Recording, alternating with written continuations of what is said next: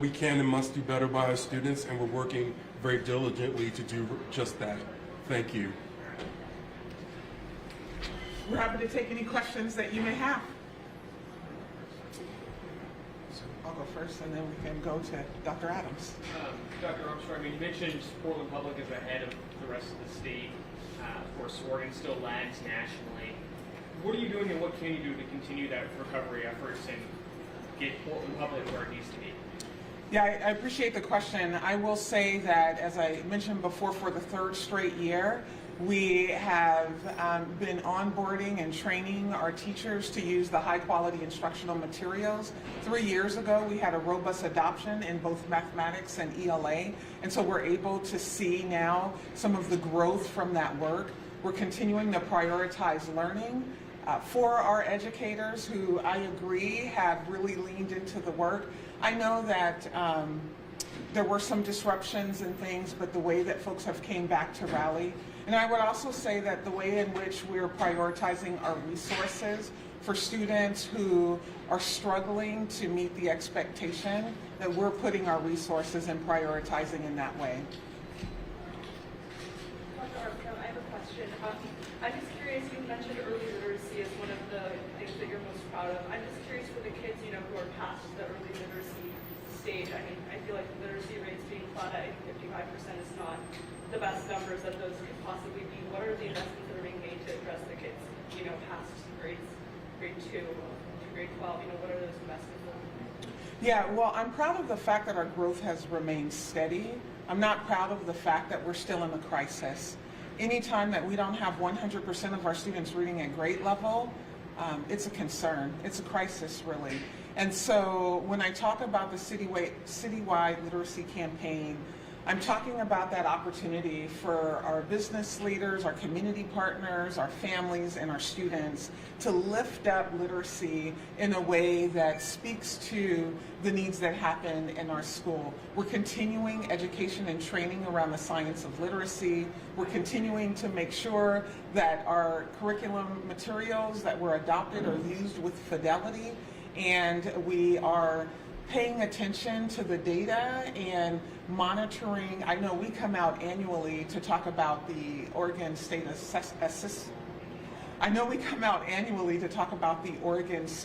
Assessment System data, but we're monitoring data much more frequently, and we're paying attention to those numbers and resourcing appropriately. If I may add to Dr. Armstrong's answer, going into this year's budget, we prioritize academic interventionists in elementary and middle schools so they could target those students in the upper grades 3 through 8, who were not reading and doing mathematics on grade levels. So that is one of the investments that we made going into this current year. And you feel that those have paid off so far? We feel like we saw some promising results going into this last year's budget cycle, and we will be continuing to monitor those results. We're just a couple weeks into the school year, so it's a little early for us to know if those investments are quite giving us the results that we want just yet. What other investments have been made, particularly like we talk about like an increase in math scores? What are some things that have been done that you attribute that success to? Well, I think, as Dr. Armstrong said, investing in high quality materials that are grade levels and standards aligned, and the professional learning for our educators to help them bring those materials to life have been key investments. We know that materials matter. We also know that holding high expectations for all students matter, and presenting and enabling them to have grade level content matter. And so those are things we've been focused on. I would add to that to say that another investment that we've made for our teachers is making sure that we had an instructional coach in every single one of our buildings to be able to support educators. And what you talk about what you'd still like to see done, like these gaps that persist that you'd like to see closed. What are some future investments that are being talked about to address those gaps? Well, we are just now starting our budget process for the next academic year, and so we're collecting data. As I've mentioned in previous times, my 3 priorities coming in as superintendent is safe and supported classrooms, it's lifting literacy, and it's building trust in relationships. And when we began to unpack that work, we're seeing some priorities around our early learners. We're seeing priorities around what it takes to support a classroom, making sure that our students are receiving the support that they need from a social emotional health standpoint to an academic interventionist, or getting the academic interventions that they need. And so over the coming months, you all will hear more about the ways we're engaging community through our budget process, because we know the statement, right? Show me your budget and I'll tell you your values, and we want our budget and our values to be aligned. Dr. Adams, Dr. Armstrong, thank you so much for being here and for taking our questions today. I'd like to circle back to what you said about PPS outperforming the state. That's true, and it's been true since before the pandemic as well. However, demographically, that's also to be expected, given that the population of students at PPS are by and large whiter and by and large wealthier and better educated than the state. In fact, our demographics would suggest that our numbers should be above where they're at. I just wonder if you could help me put that in context or figure out how to think about that. Sure. One of the things that's been interesting since coming here in PPS is actually being in an urban school district that outperforms the state. Right, many of the school districts, the school district I used to work for, we were not in that position, and it is often because the school system has a higher proportions of students who are experiencing poverty, higher proportion of students who are black and brown. What I would say is we know that we have lots of students who struggle. We understand and dig beneath just the fact that we have a lot of students who may be more affluent. And we look at those patterns underneath, which is why I wanted to mention that our black students and our Latinx students were making some gains in third grade reading and fifth grade math, because I think that shows that when we put in some targeted investments, we can get to students who are typically further from performance and further from the margins. You know, the number of actual black students in the school system is really relatively small, and yet they do really continually lag. Doesn't it seem like it's so small? Doesn't it seem like there's a way to lavish resources and make it better to pull up those numbers? Sure, and we believe that that began with materials and professional learning. It continues with academic interventionists who can target and work with students. We also have schools that create a block of time during the day called WIN, What I Need Now, so that students can receive that just-in-time support. We also know that initiatives that have been supportive in the past, like high-dosage tutoring, some summer programming, also can help us reduce that slide that students achieve. And I agree, we have, it is factual that we have smaller numbers of black and brown and native students than some other districts, and we should and can and must do better by them. And we continue to try to unpack root causes as to why that isn't quite happening yet and what we can do moving forward. I love to respond to that too, right? There's no secret that our communities of color have been systemically harmed in this city and beyond. And so it's not just about, well, if we can just like do this one thing, won't we see achievement increase? I think it's a whole redesign of our system, right? We need to make sure that we have the instructional materials in the spaces where it's needed. We need to make sure that the environments that our students are in are well designed to make sure that it's a safe learning environment, not just intellectually safe, but emotionally safe, and that they're physically safe. We have communities who are continually experiencing a tremendous amount of trauma and harm. And so the business of school looks vastly different than the way that it looked 20 and 30 years ago. And so we're responding in real time, which is why it's important that we take this conversation to Salem and say that we need all of our funds to be directed in the way that's going to lift up our learners in our system and really move that conversation that's going to be impactful and make a difference for every single one of our students, not just one. There's not just one pocket or one area in Portland that we want to go to say this is what teaching and learning looks like. Every space that we visit, that we occupy, high quality teaching and learning is happening, could happen at higher rates, and is our obligation and our duty to make sure that it happens every single day. Are there particular schools that, having combed through the data, you are looking at, okay, these are places where we really need to direct resources? We are still, that's a great question, Julia, thank you. We're still doing some analyses there because what we're doing is we're working with Dr. Franco, our Chief of School, Christina Howard, our Chief Academic Officer, and the Senior Directors of School Performance in order to think about and examine what building leaders said they would do in their school improvement plans, and then what did or didn't happen in terms of action and results to figure out where we can differentiate resources. So we're still in the process of making those and doing those analyses, but I really appreciate the question. And let me just, I would love to say, I want to lift up the fact, I know I'm using the word lift a lot because this is a day about lifting our story and our work. I want to acknowledge that our Oregon State Teacher of the Year, Brian Butcher Jr., over at Beaumont Middle School, was recognized yesterday as Oregon State Teacher of the Year. Beaumont Middle School is a place that experienced double-digit gains in mathematics last year and double-digit gains in ELA this year. So we do have some amazing things happening in spaces, but as Dr. Adams stated, our goal is 100%, and we continue to press forward until we reach that number.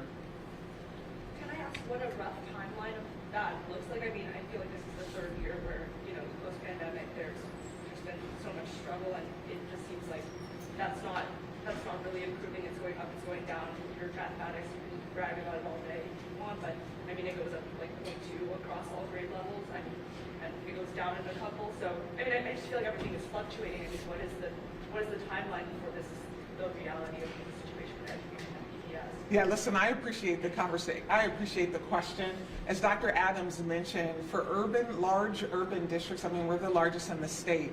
Most systems, large urban and the largest in the state, aren't experiencing gains at all, and as a matter of fact, aren't even remaining steady. Now, not that I want to compare, Portland Public Schools to districts that aren't experiencing the tremendous gains, but I think more to lift up the point that we are at a place where in public education, we have to do everything we can to advocate for the funds that we need so that we can continue to resource our classrooms, so that we can continue to make sure that professional learning is happening in all spaces. As mentioned, we want to celebrate our growth and we want to acknowledge the incremental growth. And we're not settled until we're at 100%. I would love to be able to say that by next year we're going to be at 100%, but we have to make sure that our goals are measurable and that they're appropriate for the work that we're doing. And so we haven't yet set what that predicted number should be over time. I know that we have some board goals that speak to some percentages for some of our students of color. I think the most that I can share right now is that we are continuing to lean into the work. We're continuing to prioritize what's happening in the classroom.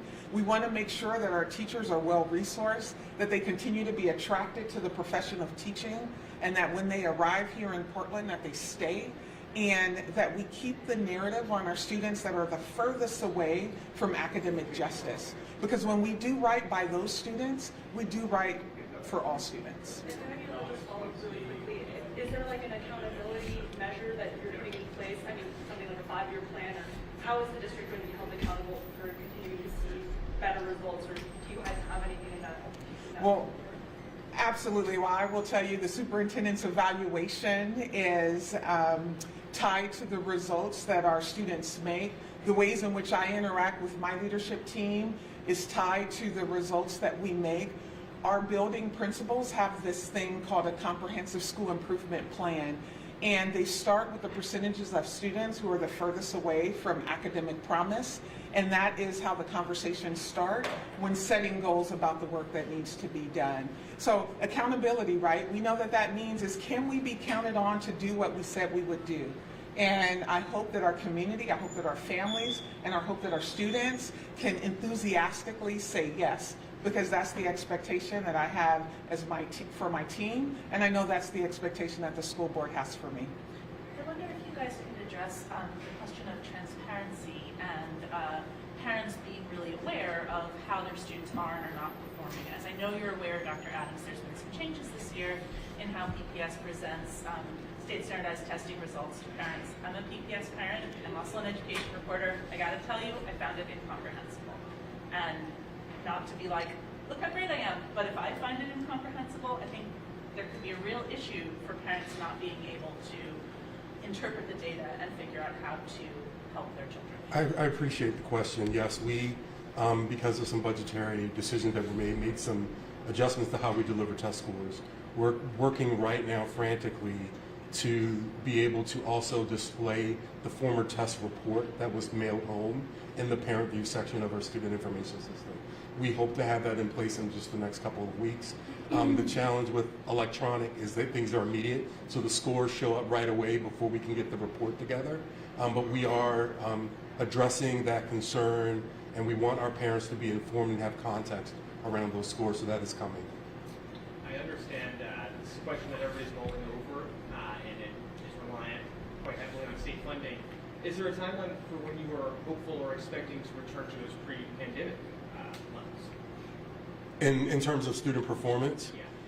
So we returned there last year, and with this year's results, we've seen some grade levels where we've taken a slight step back, and some grade levels where we've maintained, and some where we've taken a slight step forward. And so that is just the first step, right? Because what we know is pre-pandemic wasn't 100%, it wasn't 80%, it wasn't even really 60% in most cases. And so we know that isn't enough.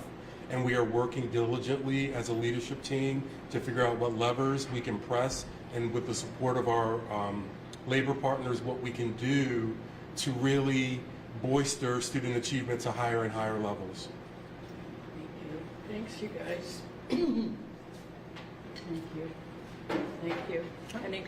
Anyone have anything else?